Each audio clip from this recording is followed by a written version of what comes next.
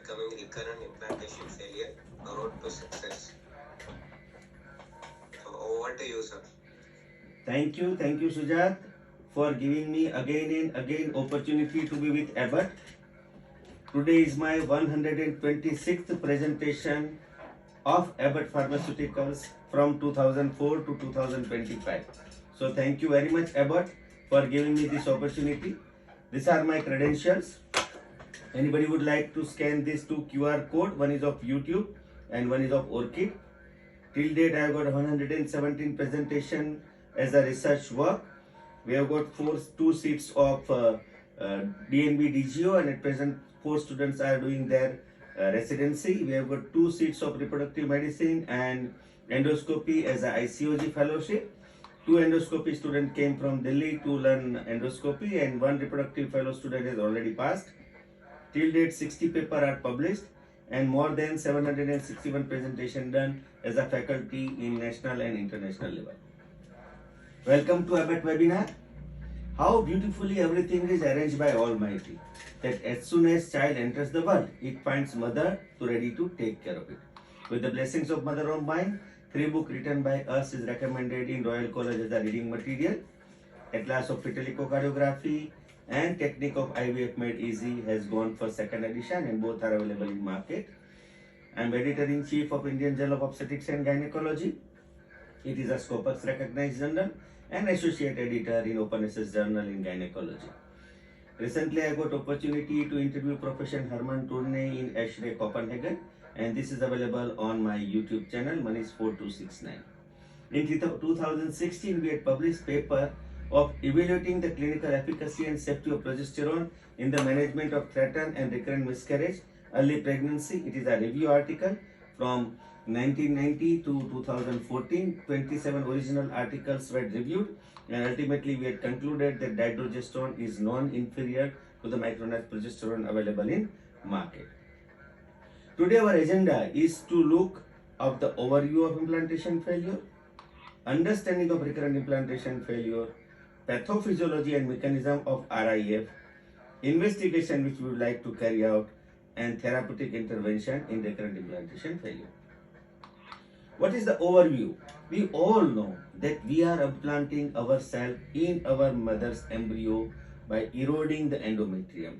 It is our intrinsic implantation in our mother's uterus. Journey starts when this blastocysts enter into the endometrial cavity. At that time, endometrium should be very good, be receptive.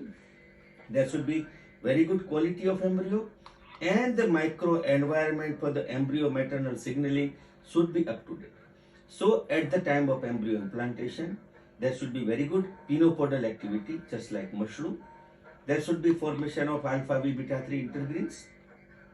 There should be formation of anchoring agent, and there must be present this adhesion, changing adhesion after entering into the uterine cavity.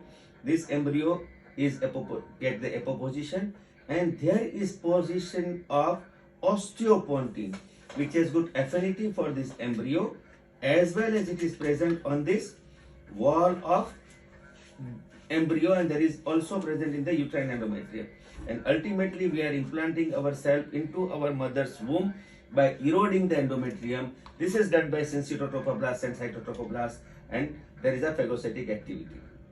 So we are invading in our mother's endometrium, and there is very critical state in the reproduction. So since beginning we are taking blood from our mother. These all are the blood vessels should be present there. There is a communication or relation between them, natural killer cell, macrophage, residualization, and ultimately we are implanting ourselves intrinsically as all mammals in our mother's womb. What is recurrent implantation failure? It derives from practice of IVF. The ability to identify implantation failure after the transfer of embryos raise the possibility that there exists a pathophysiological state leading to a repeated implantation failure. The problem with IF as well as RIF is not in defining the problem, which is self-evident, but in assigning causality to the phenomenon. If we see, it affects 10 to 15% of couple undergoing IVF and embryo transfer. So If we see the incidence of pregnancy loss due to implantation failure, approximately 70% of conception are lost prior to birth, which accounts 30% are due to implantation failure. Cause may be idiopathic because of impaired cross-link between the embryo and endometrium, unexplained failure to achieve pregnancy after good embryo transfer. So if soil is not good, or if crop is not good, or if fertilizer is not good, they are not going to implant. There is endometrial thickness less than 6. It is associated with endometrial implantation failure, recurrent implantation failure. But there are chances in which we can get embryo implanted in 6 mm with very good vascularity. It may be multifactorial because of the genetic abnormality, hormone and metabolic disorder, thrombophilias, immunological factor and psychological factor, and most important is lifestyle. If we see by definition, ASHRAE PGD Consortium says that failure to achieve clinical pregnancy after more than 3 unsuccessful transfer of high quality embryos, or after the cumulative transfer of more than 10 embryos in multiple transfers, so 2 to 3 transfer, this is considered as recurrent implantation failure. While British Fertility Society policy and practice guidelines says that absence of positive pregnancy test after 3 consecutive good embryo transfer embryo is gone for recurrent implantation failure. What are the risk factors?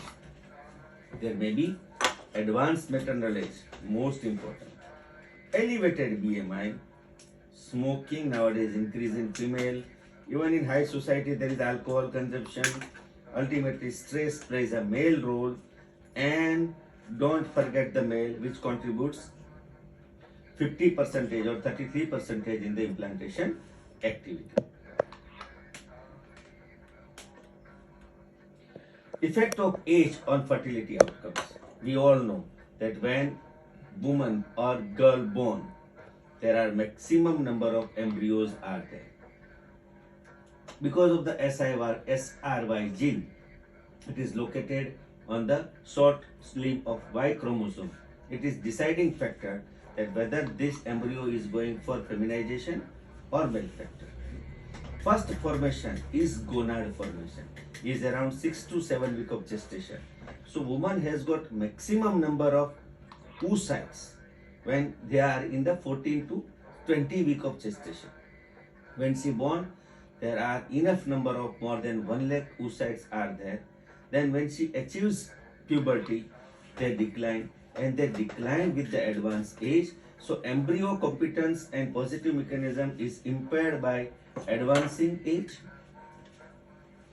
Advanced maternal age impacts fertilization rate of embryo blastocyst. You see, there is delayed fertility, increased miscarriage rate, increased prevalence of vital, there is aneuploidies, and increased prevalence of numerous factors that impair the implantation.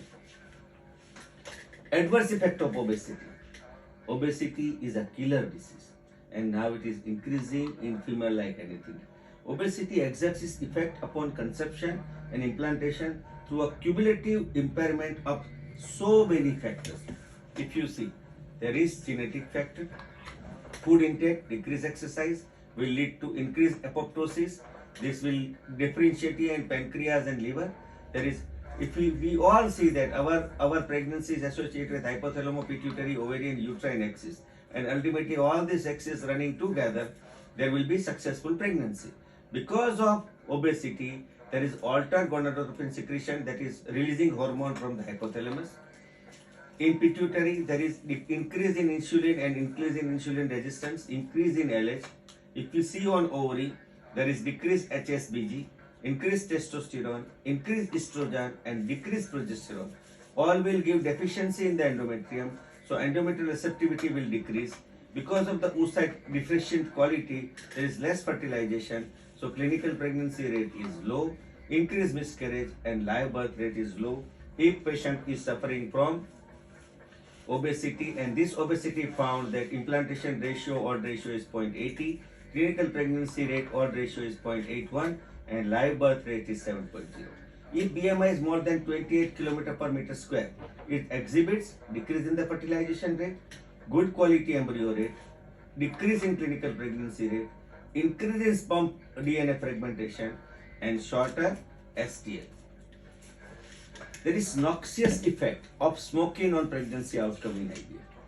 Each stage of reproductive function, say folliculogenesis, steroidogenesis, embryo transport, endometrial receptivity, endometrial angiogenesis, uterine blood flow, uterine myometrium is target for cigarette smoking components.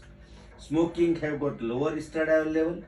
Smoking ensures twice number of IVF attempts compared to non-smokers. Smoking has negative effect on endometrial thickness on the day of embryo transfer. Second has exposure to smokers.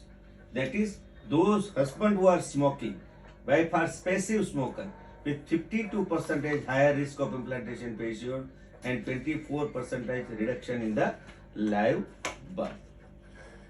Increased alcohol consumption has got deleterious effect on reproduction because it has got effect on steroidogenesis, increased estrogen, decreased progesterone, decreased hepatic oxidation, decreased expression of LH-HCG receptor in glandular cell. It also affects the oviduct, decreased motility, because we all know that we are implanting or our implantation or fertilization occur in the garden of ampulla. Ovum is going from this ovary, waiting in the garden of ampulla to meet beautiful sperm. Life is like a race.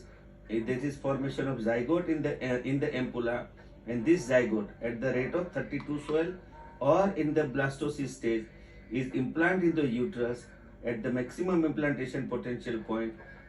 So if there is decreased motility or oviduct, there are increased chances of pregnancy failure or ectopic pregnancy. Same the effect on uterus on implantation, because pre-implantation development defects, decrease in cytotrophoblast activity, cell proliferation, and increase in the apoptosis. 18% greater odds of failed implantation among who drinks 1 to 7 drinks per week. So imagine it is a 1 drink every day. Woman drinking white wine weekly has got 22% greater odds of failure of implantation. So there is notion that if you drink wine, it is good for health. But now statistics says that if you drink white wine weekly, has got 22% greater odds for failure implantation. Same regarding men. Men said that beer is very good for kidney.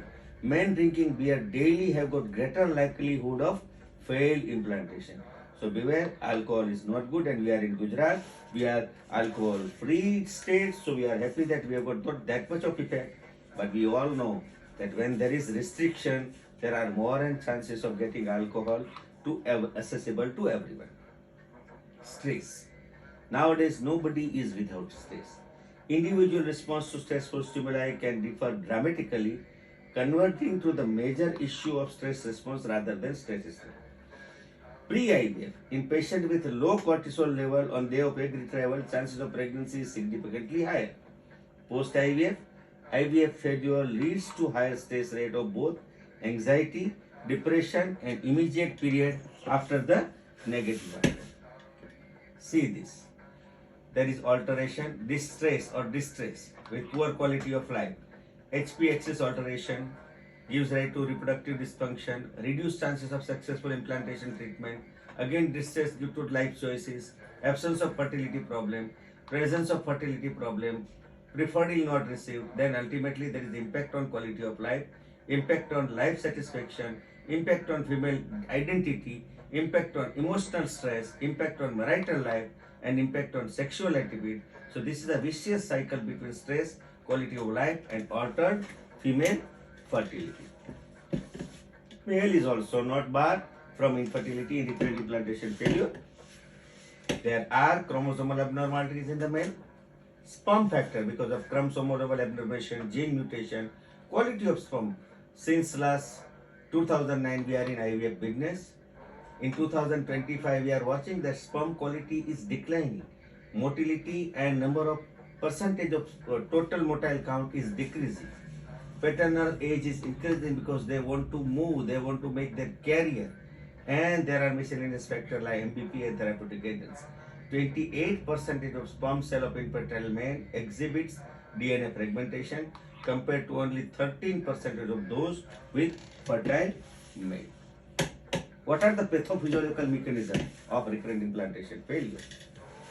If we see, this blastocyst has to get implanted into cavity.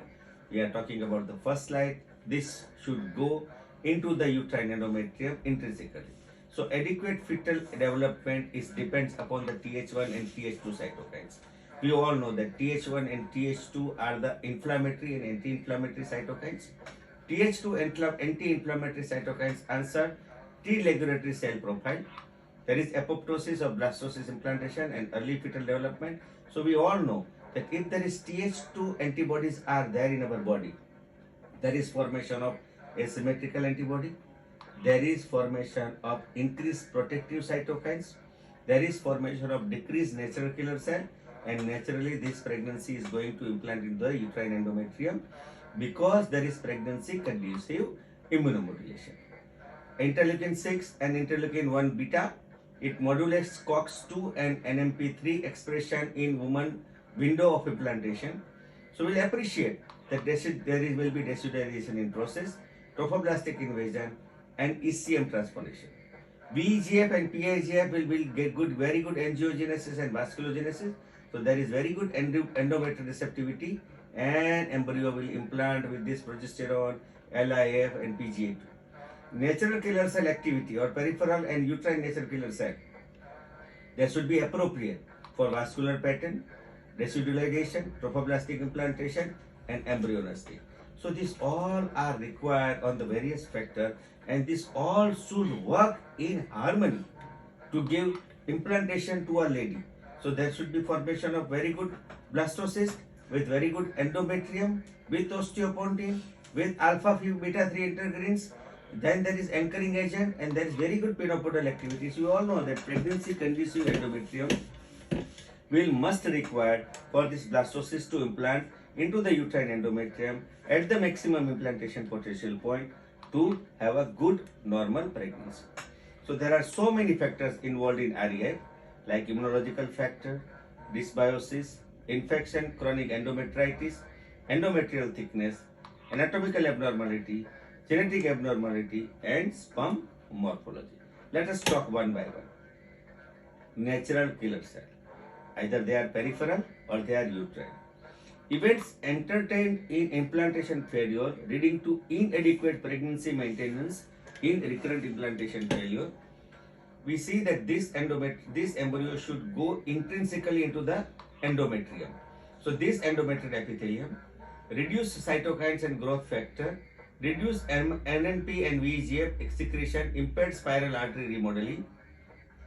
This is impaired embryo implantation because of high cytotoxic offered activity, because of cytokines, growth factor, MMPs, EVTs, VEGF. This all should work in harmony, because these spiral arterioles will get blood supply from the syncytotrophoblast and cytotrophoblast, and inner cell mass is nurtured from this lacunae, and this lacunae will form chorionic villi.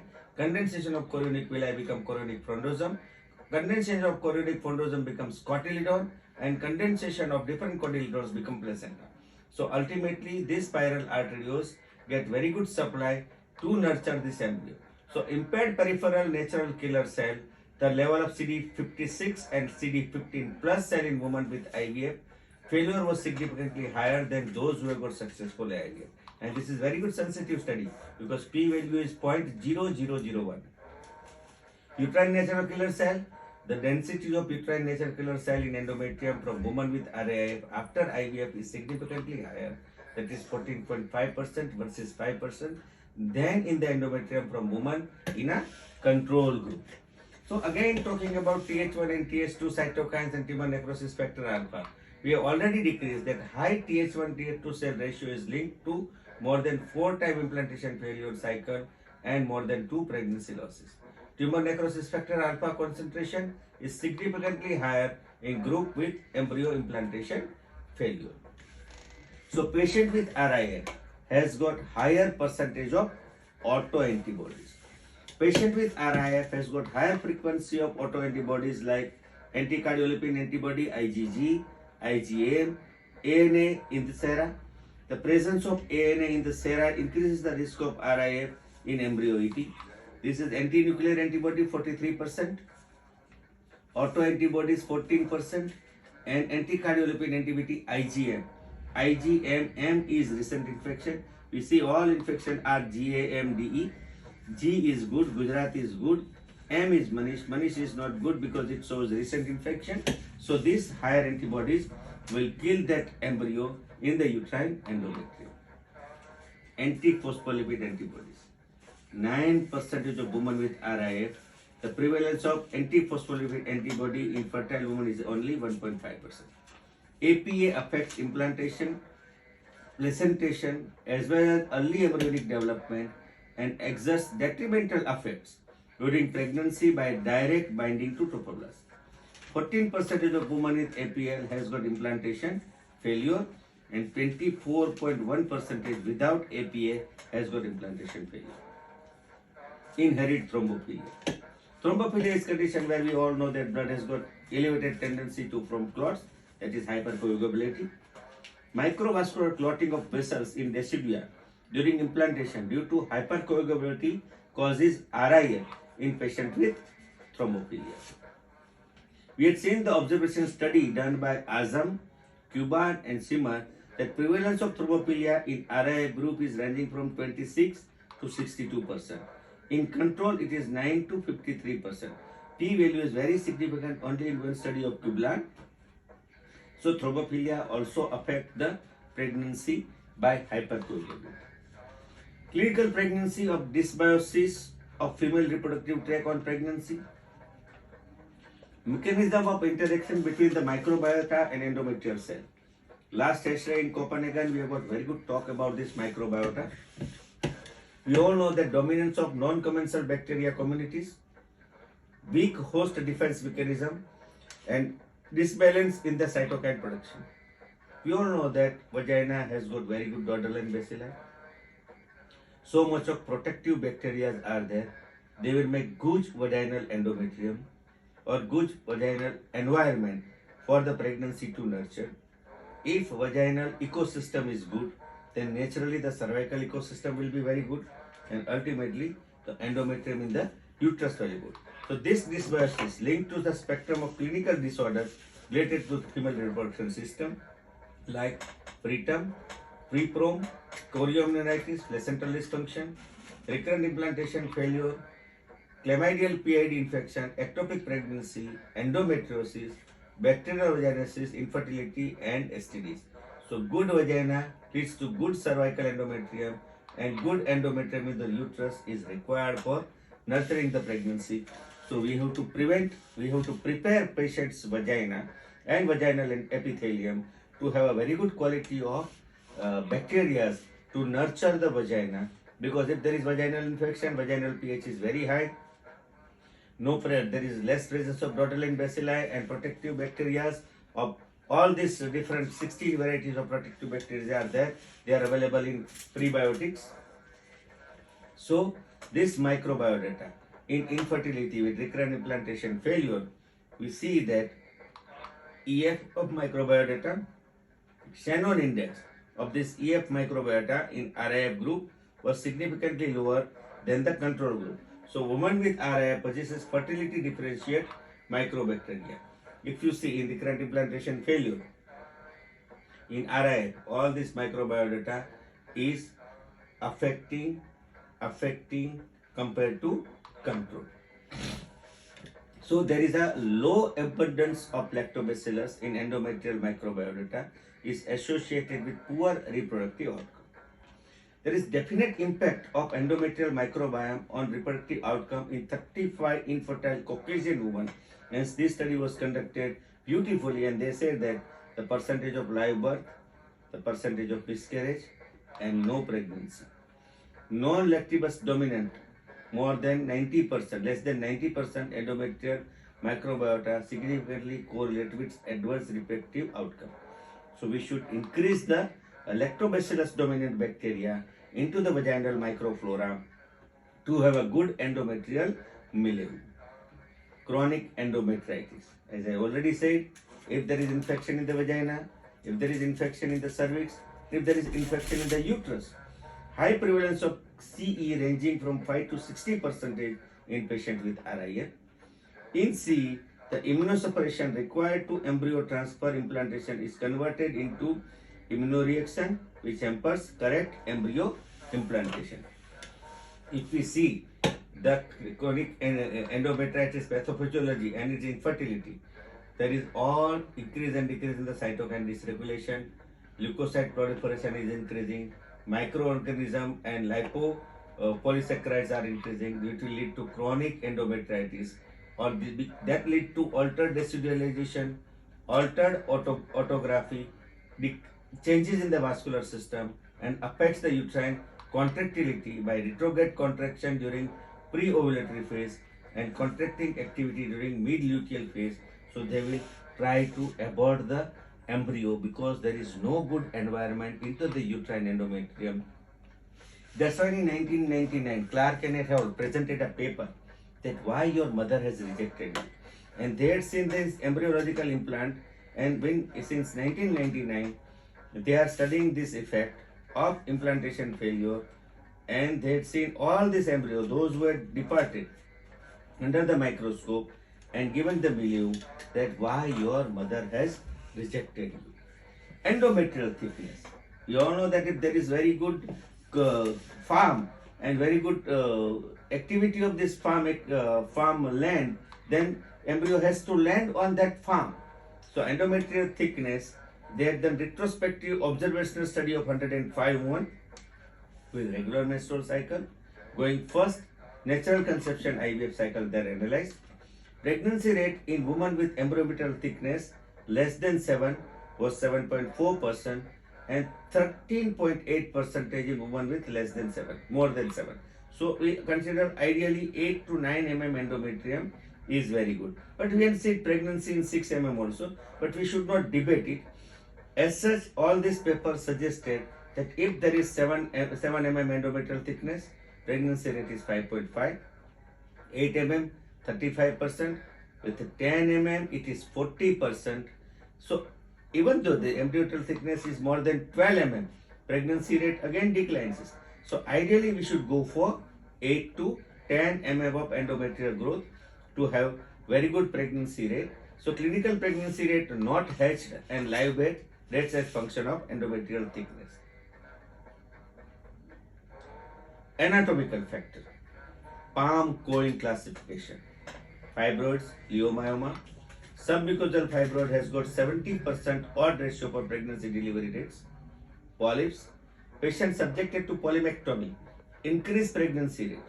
Intrauterine adhesion, Asherman syndrome, hysteroscopic resection will lead to very much live birth rate. Hydrosalpinx. Nowadays it is a custom that if you see this type of hydrosalpinx tube, better to remove.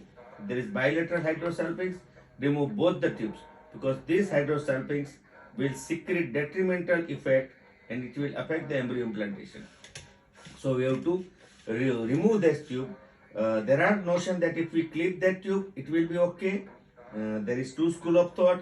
If you clip or if you cut that tube from this level, it is also very good. So we have to explain to the patient that if we see this type of hydrosalpinx tube during diagnostic laparoscopy, we will remove it for benefit of your pregnancy outcome. We all born of genes, and if there is genetic abnormality, several SNPs have been reported to associated with IF. P53 genetic polymorphism, R72 polymorphism of the P53 gene is more frequent in RIF compared with female fertile population. HLA G polymorphism, HLA specific G40 polymorphism is significantly correlated with IVF with odd ratio of 1.74. VEGF gene. Women carrying genetic variant of VEGF genes are at significant risk of RIF outcome. So when nothing is found, we have to look for genetic abnormality also. We should not forget male, because male is contributing 33% of infertility. And as I already talked about, now there is decrease in the motility, decrease in the total motile count. there are more dead cells are there. There is presence of DNA fragmentation, and this will make the sperm morphology plays an important part in RIF. See this inherited sperm factor, immature or abnormal sperm, defective apoptosis, a prolonged stasis in epididymis, prolonged protonization, abnormal cytoplasmic and ROS to antioxidant ratio, chromosomal abnormality, ART-related factors like prolonged incubation period or freeze-throw cycle. Genital tract pathology, it is usually found varicocele, some proctitis, prostatitis, infection, leucospermia, cryptorchidism, testicular torsion, testicular cancer, some medications applied like chemotherapeutic agent, antidepressant, some SSRI. Patients are taking herbal medicine or recreation and illicit drug like marijuana, cocaine. Environment also affects male. Smoking, radiation, alcohol, heavy metal, working in a pollution stage, toxins or pesticides, obesity, heat exposure, advanced age, and systematic pathologies like prolonged fever, sometimes pyrexia of unknown origin, some cancer like lymphoma, leukemia, systematic disease, and most important diabetes. This all will damage the sperm, and this all will cause oxidative stress, and ultimately it will make this embryo not good in quality and giving the chances of recurrent implantation failure. After having all this conversation, which are the investigations would you like to do? We all know first is sperm. See for sperm aneuploidy, sperm epigenetics. We have got CASA, and we can do for a DNA fragmentation by tunnel and comet. For oocyte, we can have a anti-Mullerian hormone test, and we can go for ultrasound with antral follicle count. We all know that there is a very good hypothalamo-pituitary ovarian uterine axis, but that should be supplemented with good thyroid function. You have to see for thyroid antibody. Also look for prolactin and free androgen index and glycosylated hemoglobin. If patient has got more than 3 recurrent implantation failure, look for parental karyotype. Higher order of recurrent implantation failure or additional risk factor we can find out with this parental karyotype. We had already ruled out before IVF or this uterine malformation, but if patient comes to you for the first time with 3 recurrent implantation failure, which is done by your colleague or your neighborhood, just see for histoscopy and see for endometrial ERA, that is ERA test.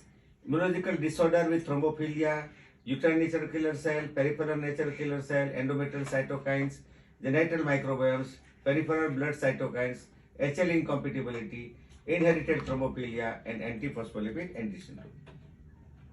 What are the therapeutic intervention we can do after having this abnormality? We are thinking that what therapeutically we can do very good for patients. So first, we have to give them optimal IVF treatment. If required, we have to go for immunotherapy, antithrombin agents, antibiotic for infection, and most important is optimum luteal support. The drug in which you believe, drug will give very good immunomodulation, drug will protect the pregnancy, drug is available in market since 1960. More than millions baby are delivered without congenital malformation, and it is supported by more than 600 papers. Out of 605, one paper is from us, which gives that it will give very good luteal support. It is non-inferior to the giant available in market, so we have to give very good luteal phase support. And we have to do very good embryo transfer. We have to see for all embryo factor. Ovulation protocol should be very efficient, and ultimately in all IVF, we have to support with progesterone, because we know that while doing ovum pickup, we are not only picking the ovum, we are also picking the granulosa cell, which are the mother of future corpus luteum. And we all know that corpus luteum gives very good progesterone. Because of the deficient activity of corpus luteum, all this IVF pregnancy has to be and must to be supported with very good progesterone support. Nowadays, everybody is going for freeze-roll cycle or freeze-throw cycle. When there is no corpus luteum, there the progesterone requirement is utmost important, and we are very happy to share that nowadays in market we have got 20 milligram extended release tablet of dydrogesterone is available by so many different company. Here the standard dose for FET cycle is 40 milligram. So we can, rather than giving four different tablet of 10 milligram, if they are giving very good area under curve with 20 milligram twice daily, then it is good for our patient to have a very good progesterone support to nurture the pregnancy. Now again question arises, fresh versus frozen embryo transfer. Compared to fresh embryo transfer, pregnancy resulting from FET cycle versus fresh, this is a very good study. FET has got low birth weight, more chances of preterm delivery, small for gestational age, and there are chances of placenta previa and placental abruption. This should be known with word of caution that when everybody is going for total fresh cycle, nowadays the pendulum has swung to go for fresh embryo transfer, because if you compare with the fresh and compare with FET cycle, these are the disadvantages. But why people are going for more and more FET cycle? Because we have got specific community, a woman with PCOS. FET result in high frequency of live birth compared to fresh transfer. Patient undergoing with PGD or P-genetic testing, ongoing pregnancy rate is 80% and live birth rate is 77% compared to frozen group. High responders, those who have got very high response, and if we did fresh transfer, there is very good, not receptive endometrium. Endometrium is fasting because of high number of ovulation is there, more number of embryos are there. So in this type of patient, we have to go for FET cycle. And if we see, compare with FET with fresh, FET has got 61% compared to fresh 50. So in specific situation, you have to go for frozen transfer, but routinely fresh transfer has got equivocal pregnancy rate, and we have to think about frozen cycle. That frozen cycle may have got low birth rate, more chances of preterm delivery, SGA babies, and because of not very good corpus luteum, there are chances of placenta previa and placental abrasion. Then question arises, at which stage you have to transfer the embryo? Day 2, day 3, day 5, day 6, or day plus blastocyst single. Patient who has got cleavage test transfer where age matched with pregnancy who had got day 5 transfer. Cleavage test transfer was associated significantly lower implantation pregnancy rate compared to live birth. So woman with limited number of fertilization cycle after IVF and ICSI proceeding with cleavage test transfer is resulted in lower implantation rate and clinical pregnancy rate. Now if you see, this all patient has got cleavage rate transfer, has got lower rate of implantation in the form of implantation, clinical pregnancy, live birth rates, miscarriage. Twin pregnancy is increasing with cleavage rate transfer. Twins are very less because we are implanting only single blastocyst or day 5 embryo. So twinning is less, otherwise everything is very good in blastocyst transfer. And one is also now moving for blast transfer and single transfer, single SCT, maximum implantation potential point, and single embryo transfer. So MIP SCT is notion, and we are happy to share that in our book of IVF Made Easy 2nd edition and 1st edition, we had given beautiful staging with different varieties of uterine cavity. MIP point will be different for arcuate uterus, for unicornuate uterus, for bicornuate uterus, and we had given 3D demonstration in our videos that where you have to put your embryo, because we are implanting our mother or we are directly coming to this uterine endometrium by dropping down theory. So here is the dropping down from right side or dropping down from the left side. So this is maximum implantation potential point depending upon the uterine cavity. If you see bilateral bicornuate uterus, implantation potential will be less. If you see unicornuate uterus, implantation potential will be again very less, because both tubes are opening like this, because in unicornuate uterus only one tube is there, so it might be there. In arcuate uterus, if suppose uterus is like arcuate uterus is like this cavity, and tubes are opening like this, and here we have got MIP point. So this we have to think, and we have to implant blastocyst and single embryo transfer to have a less twin baby, but increase in live birth rate and clinical pregnancy rate. Transfer method.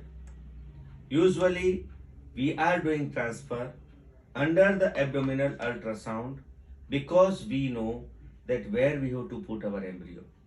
After have a sufficient fullness of the bladder. Bladder should not be overfilled, not should be underfilled, it should be adequate. We are able to see very good endometrium. Yeah, on ultrasound monitor, we can see uterus like this. There is a bladder, is filled. Here is the implantation, and we have to use the soft catheter. First outer sheet of catheter is going like this up to the level of cervix. Then we are putting our soft catheter inside this outer sheath. Then it will go at the maximum implantation potential point. Put the embryo, wait for few seconds. During our embryo transfer, we are doing in double sandwich technique. So first there is media, then there is air, then there is embryo, and again there is media. So embryo is lying between the two pockets of air and two pockets of media. So once we put this embryo inside this endometrium, there is just like flushing, and we can see this embryo very good implanted into the endometrium. So placement of embryo from the transfer tip, upper and middle area in uterine cavity less than 1 centimeter from the fundus. There are theories that whether we should remove the cervical mucus or not. If there is excessive cervical mucus, usually we are removing. Otherwise, we are just cleaning it with cotton bud, just like earbud. And immediate ambulation once the embryo transfer procedure is completed.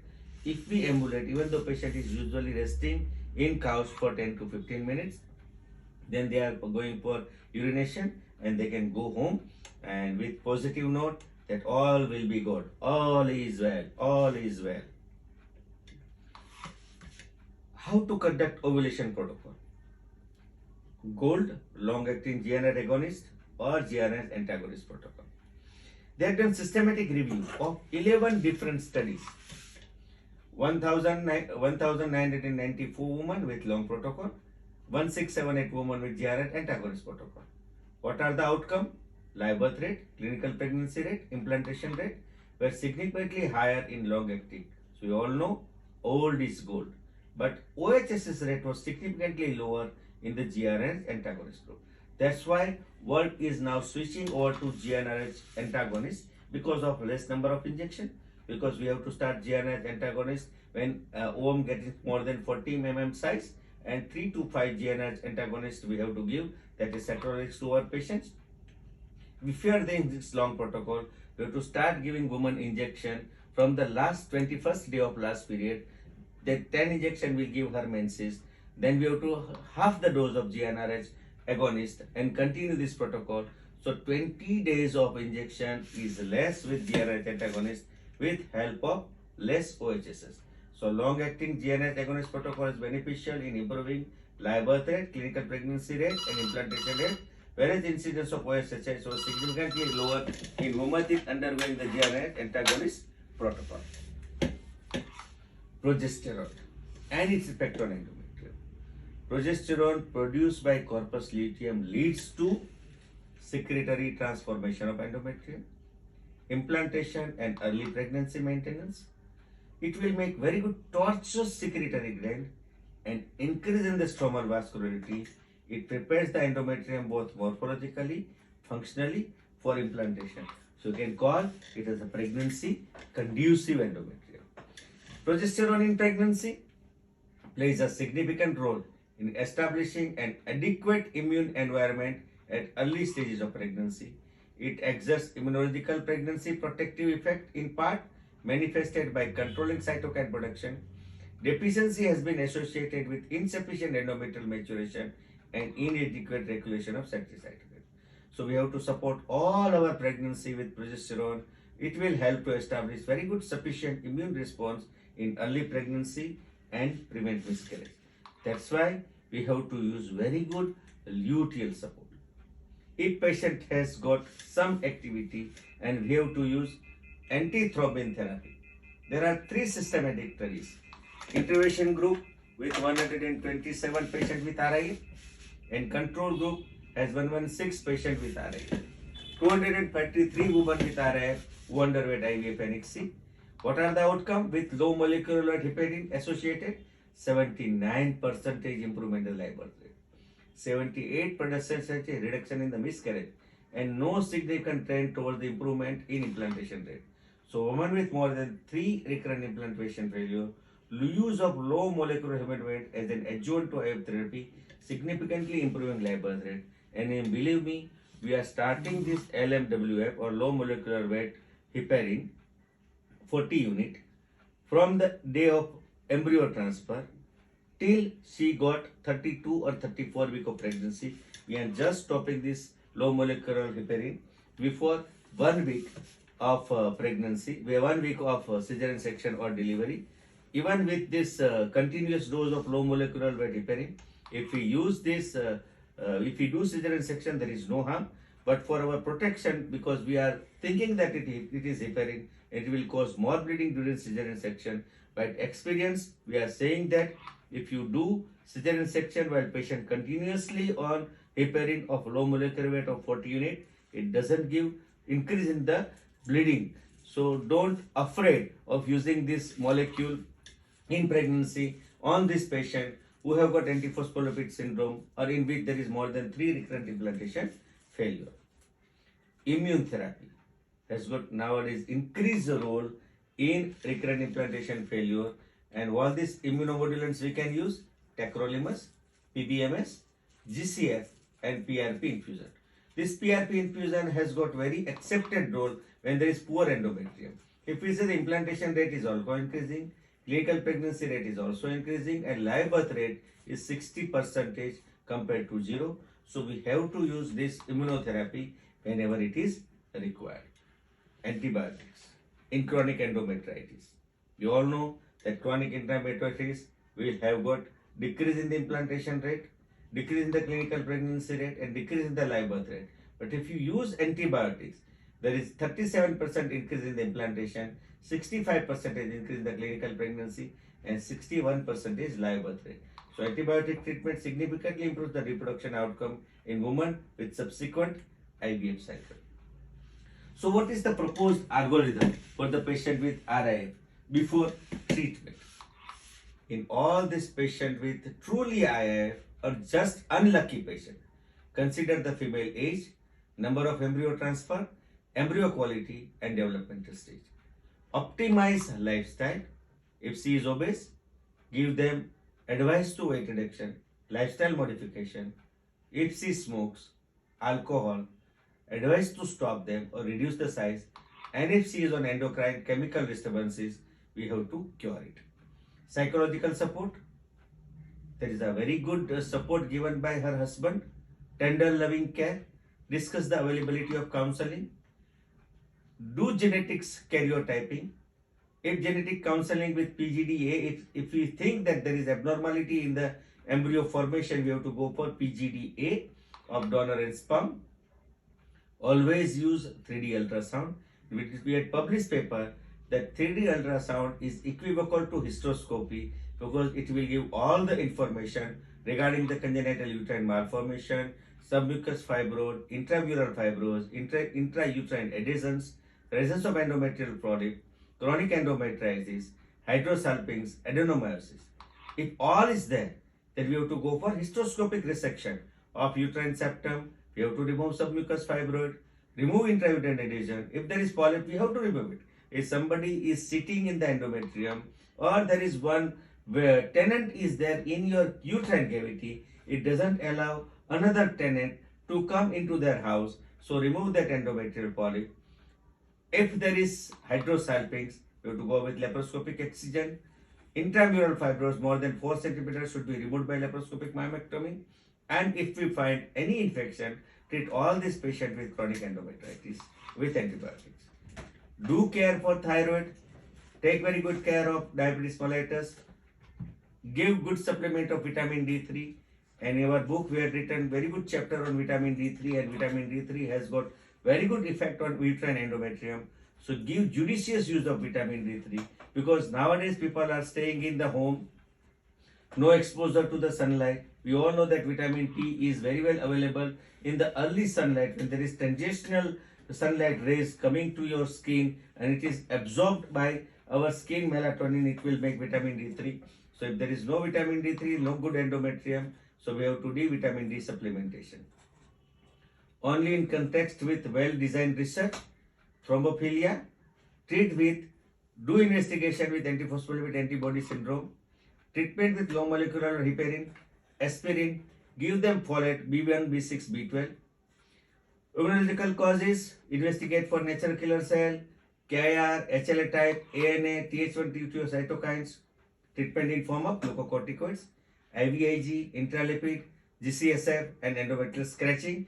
But nowadays we are not doing endometrial scratching because it doesn't give good result. Sperm DNA, go for sperm routine test, DNA fragmentation with tunnel and comet, and if required, go for antioxidant. And nowadays we are selecting sperm by IMSI, that is morphological selection of sperm, and it is giving very good result. So proposed algorithm for patient with RAF during and after treatment. During treatment, endometrial receptivity, investigate for serum progesterone at the end of follicular phase. If progesterone is good, more than 10 to 15, we are transferring the embryo. Treatment, consider freeze-all cycle if there is no high progesterone or no progesterone. Go for embryo aneuploidy, investigation like trophectoderm biopsy or NGS testing or treatment with PGDA. Optimize embryo technique by use very soft catheter. Always use ultrasound guidance. Replace embryo 15 to 20 mm from the fundus or try to map this uterine endometrium by ultrasound, 3D ultrasound.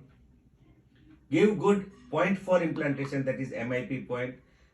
Draw a true line from the tubal ostia. When it goes converse, put your embryo at that specific time.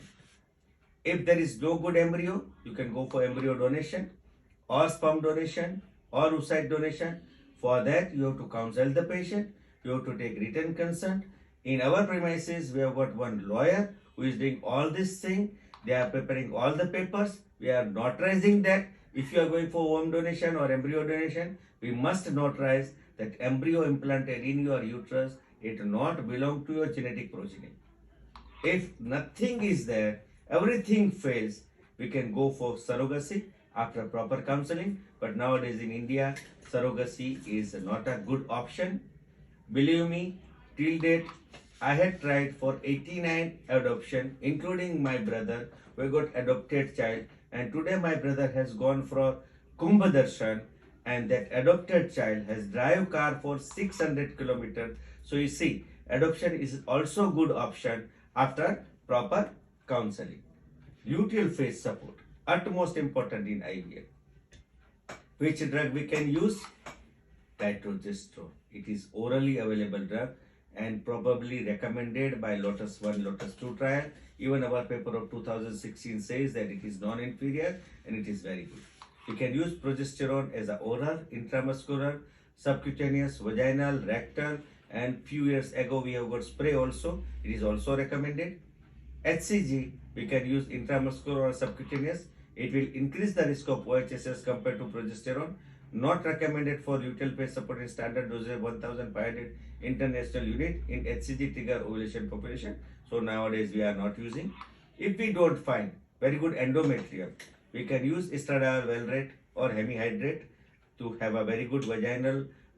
We have got route from vaginal, oral and transdermal patches nowadays also available. So it will increase the endometrial receptivity and very good endometrium, and it is recommended in not good endometrial growth.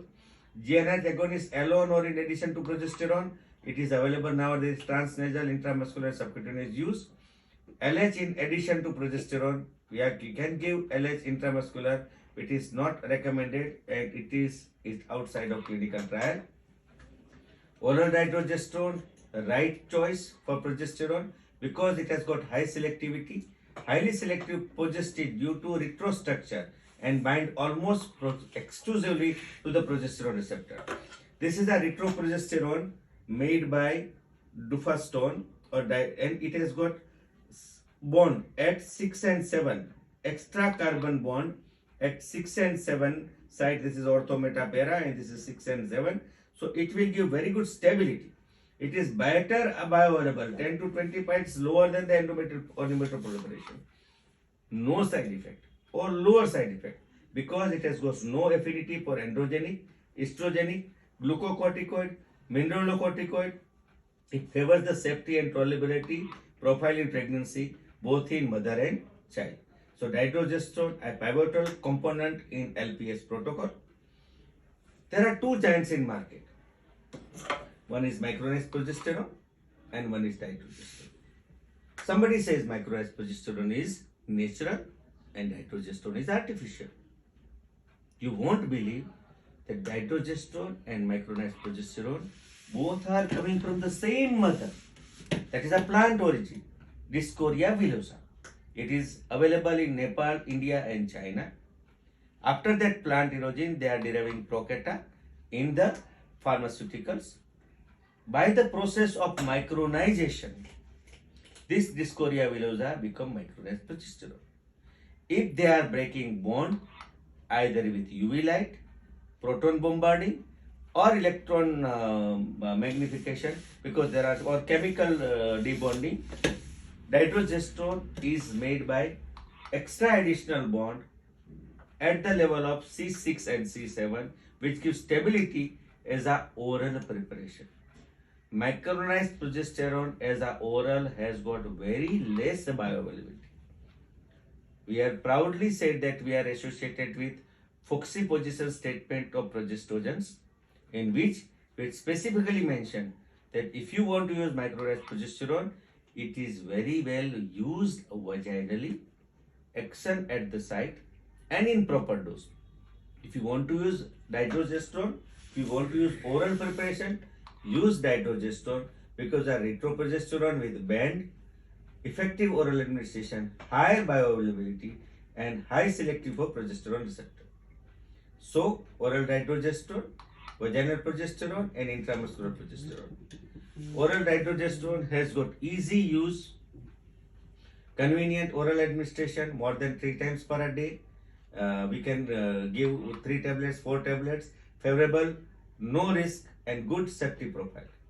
Vaginal progesterone depends on the formulation, 1 to 3 days, minimal side effect, but sometimes patient got increased vaginal discharge, irritation and vaginal discharge. We all know that patients are not taking IVF treatment because of the intramuscular injection. It is very painful to the patients, and daily injection of intramuscular injection is causing too much of pain. So, multiple international guideline recommendation for dydrogesterone. Progesterone is recommended for uterine field support. Dydrogesterone is probably recommended by European Society in 2019, Royal Australian Society in 2018, Ministry of Health in Russian Federation 2019, the dydrogesterone and vaginal microprogesterone have the same level of efficacy. If you see Society of Reproductive Medicine 2019 of Chinese Association, believe me, when we had done presentation in China, India, Russia and China conference was made by Abbott. At that time, China was not using dydrogesterone as a molecule for pregnancy conjugate or pregnancy continuation. But now we have got more than 400 papers from the Chinese Medical Association that there is no statistical difference in live birth, clinical rate, pregnancy rate, ongoing pregnancy rate, miscarriage rate and multiple pregnancy rate of various luteal phase support, either progesterone gel, oral progestogens, that is dydrogesterone. So there are evidence on LPS with dydrogesterone in fresh embryo transfer. Dydrogesterone is as effective as macronized progesterone in pregnancy outcome.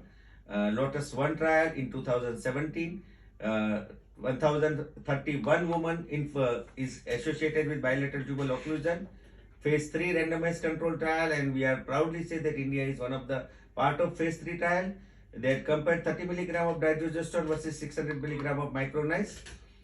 What evidence says? Pregnancy rate, FAS 37%, live birth rate, FAS, pregnancy and live birth rate with dydrogesterone compared to live birth rate, dydrogesterone 4.7 and live birth rate was 4.9. This is Lotus 2 trial conducted in 2018, same 1034 women, phase 3 trial, and this is done with dydrogesterone 30 mg and micronized vaginal progesterone 90 mg. First time in this world with dydrogesterone. It is a double-blind, double-dummy trial, and this was conducted at different level, and we find that factor associated with safety is very good. Then that was 2 with micronized gel. Ongoing pregnancy rate is 3.7 and 1.9. Difference with the micronized progesterone. So dydrogesterone is non-inferior to micronized capsule, and dydrogesterone is not inferior to micronized vaginal gel in using in patient with IVF. If you see, the live birth rate is 30.44 and pregnancy rate is 38.7. So all this, and there is no pregnancy associated deficiency. Even if you see the odd ratio, it favors oral dydrogesterone compared to micronized progesterone. Micronized progesterone is 0.88. You all know that odd ratio more than 1 is very good. So compared with micronized progesterone, dydrogesterone is associated with high pregnancy rate at 12 weeks of gestation. So ongoing pregnancy rate is very good, and it is proved in the Lotus 1 and Lotus 2 trial in both micronized vaginal capsule and 8% of micronized vaginal gel. So there are a lot of evidence even in frozen cycle also. So we used dydrogesterone in frozen cycle, and this study was done by Ozer in 2021. Total 134 women with age less than 38 for natural modified cycle with APT. Randomized control trial done. 10% dydrogesterone 10 mg 1 TID with comparison of MVP and quinone gel. Dydrogesterone and pregnancy is effective option for modified natural cycle FET as LPS with similar progesterone report. If we see biochemical pregnancy load, clinical pregnancy rate, clinical miscarriage and ongoing pregnancy rate with use of MVP 46, with use of dydrogesterone 48, difference is -22. So again we had proven that dydrogesterone is non-inferior. So ongoing pregnancy rate numerical higher rate with dydrogesterone compared to micronized vaginal gel in HRT FET cycles, but difference was not statistically significant. Same another trial in 2024, very latest by YETM. 344 women undergoing their first HRT FET cycle without a GnRH pre-treatment. It is a retrospective study. They used dydrogesterone 10 mg 1 TDS before ET and MVP iorquinone gel of 8%, 90 mg BID. Study population was 2015 to 2018. It is again I said it is a retrospective study. So dydrogesterone and MVP gel resulted in similar reproduction outcome in HRT FET cycle. See live birth rate, clinical pregnancy rate, embryo implantation, positive pregnancy rate, everything is good, and ectopic rate is also equivocal. But if you say live birth rate in dydrogesterone and MVP is same, but clinical pregnancy rate was little bit higher in dydrogesterone group. So dydrogesterone has favorable safety profile during treatment. Oral dydrogesterone has been used in pregnancy since years together. I already said it is available in market since 1960, before 9 months of I was born, by Dildufar in Wiens in Netherlands, and till date it is available or it is manufactured only at one place worldwide. 147 million women experience, more than 20 million pregnancy explored, and it is used in more than 100 countries.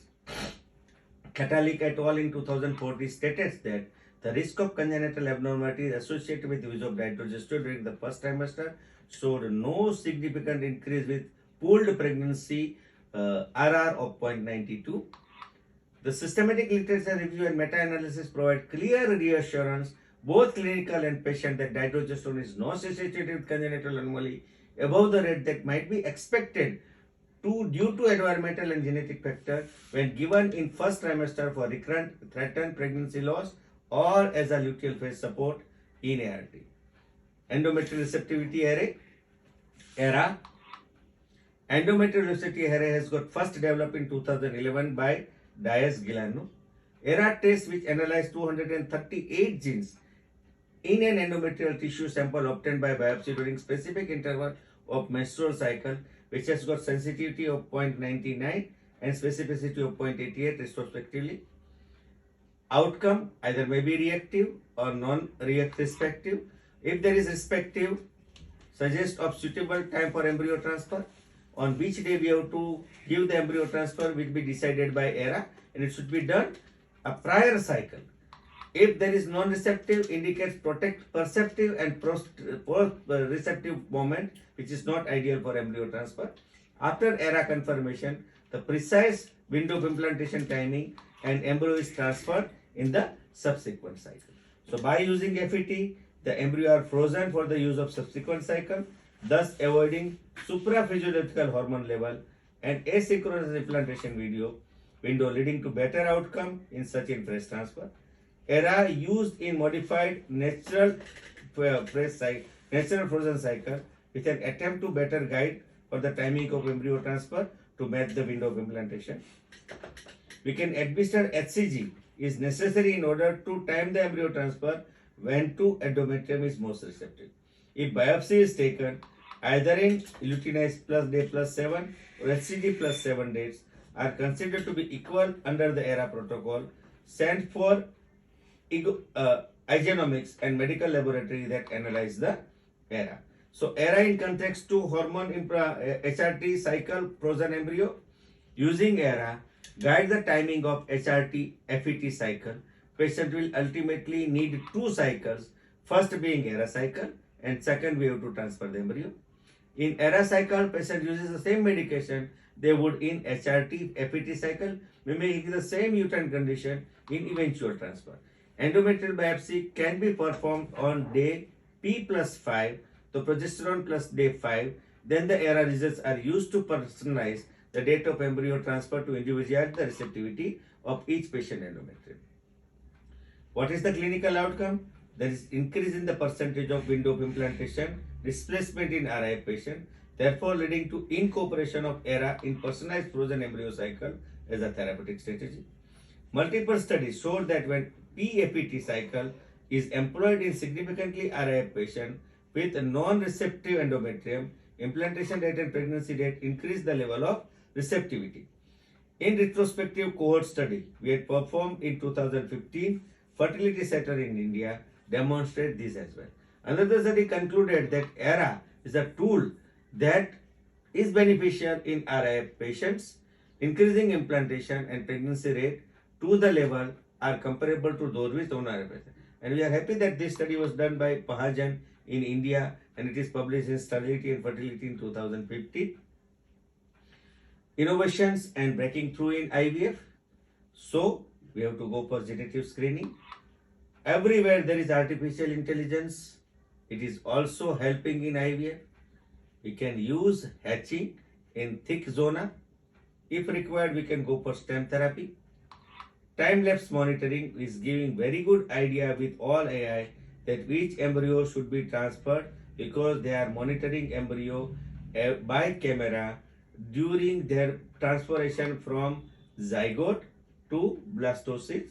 So they can select very good embryo. This all are the innovations are done in IVF. PGD. PGD is an established reproductive options for couple with genetic disorders. PGD is useful in diagnosis of genetically disordered patients. PGD we have to go for particularly of select the euploid embryo, an embryo with highest chances of implantation. This is mosaic, this is aneuploidy. Sorry. So we have to select normal embryo for the implantation. So there are current indication in which we have to go for pre-genetic testing, advanced maternal age, recurrent pregnancy loss, repeat implantation failure, male factor of infertility, PGD in good prognostic patient undergoing single embryo transfer, donor egg cycle, and PGD for monogenic diseases. You can go for also stem cell therapy. In recent years, 2 germline stem cell, that female germline stem cell that is FGCS and ovarian stem cell OSG were reported to induce ovarian regeneration and sustain ovarian function. Whiten et al. Confirmed that the mitotically active germ cells from human ovaries, which they named germ stem cell, could be purified and cultured in vitro with IVM. In addition, injecting stem cell from bone marrow can stimulate the ovarian function, restore normal ovarian hormones, and possibly allow pregnancy. And we are happy to share that India, we had made one ovarian rejuvenation society, and we are doing ovarian stem cell transfer from, we are taking blood from iliac crest, modifying taking the stem cell from that bone marrow, and we are injecting into the ovarian cortex, and we are getting very good result in the patient with low AMH and low antral follicle count. In 2017, Ally Utel had found that on day 14, 21 and 28, after transplantation of human umbilical cord mesenchymal stem cell into rats, the number of follicle improved with FSH level decreased and AMH and E2 level increased, resulting in increase in the ovarian region function. At present, stem cell derived gametes have been used in vitro model to evaluate the effect of drugs. Overall, the stem cell research has resulted in new breakthrough treatment in the infertility. Assisted hedging with laser, as I already said, hedging has got pivotal role in successful embryo implantation, where embryo get rid of zona pellucida.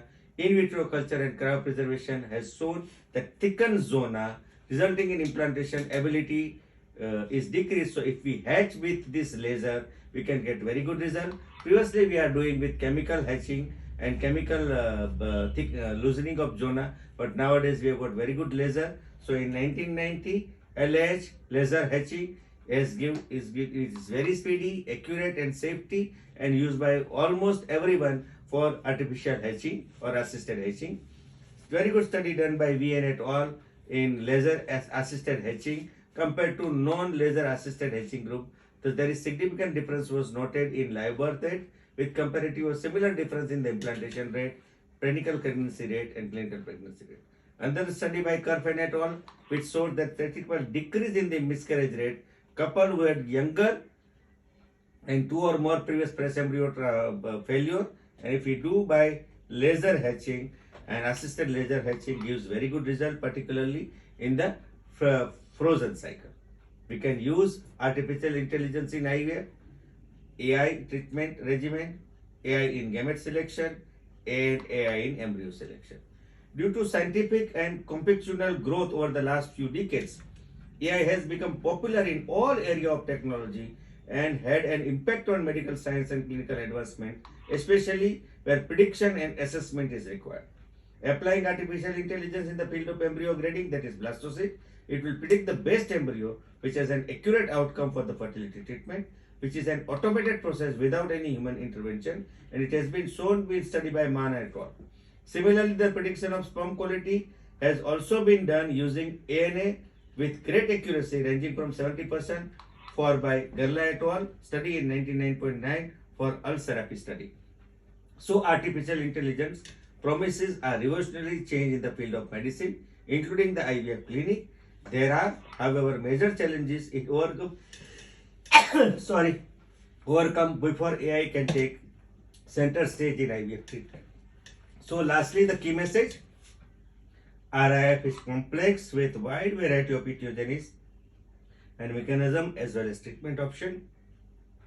Women with recurrent implantation failure should be offered appropriate investigation to rule out underlying cause. Main treatment strategy in couple with RIF is to improve the quality of embryo transport and receptivity to endometrium. Identifying the factor predisposing to RIF will make possibly individualized treatment plan. Immunological therapy effects as well as positive pregnancy outcome with oral dydrogesterone makes this effective option for progesterone support in LIF patients. And I am happy to share that our paper is there in dydrogesterone therapy of oral use, and this because dydrogesterone does not separate the pituitary gonadal axis, helps in separating the endometrium and discomfort with the intravaginal microarray progesterone, high bioavailability, causes endometrial transformation dose 10 to 20 times lower than the microarray progesterone, minimize side effect with reduction likelihood of altered liver function, and high selective for progesterone receptor with low antigenic activity. And I am happy to share that there are so many companies who have done GIF with this, and this paper is also published in International Journal of Open Access Journal in Gynecology. In this, we have done study of this progesterone. I am happy to be a part of Foxy position statement of progesterone as a use and misuse of progesterone. Only person from Western India is there in this national task group. And this is our paper in which we had done study from 1980 to 2050. I am happy to be there at VIP's facility twice and seeing all the process of making dydrogesterone. And believe me, this is world best dydrogesterone since 1960 with less side effect. So main need is difficulty because they are necessary to enjoy the success, said by APJ Abdul Kalam. And I like this president because we both are the recipient of Dynamic Indian of Millennium Award by KG Foundation, and I'm happy to share my award with Professor APJ Abdul Kalam. And this is what I am saying, that so many companies had made their GIF in our paper on dydrogesterone. Dydrogesterone is there and it is very good available in the market. So at the end, everybody should be happy. The time to be happy is now, and the place to be happy is here. And the way to be happy is to make someone happy and have a little heaven right here. Thank you very much, Abbott, for giving me opportunity. And as per record, this is my 126th DGM of Abbott since Dil Dupar. And nowadays we have got 6 residents in our place. Thank you very much. Thanks a lot.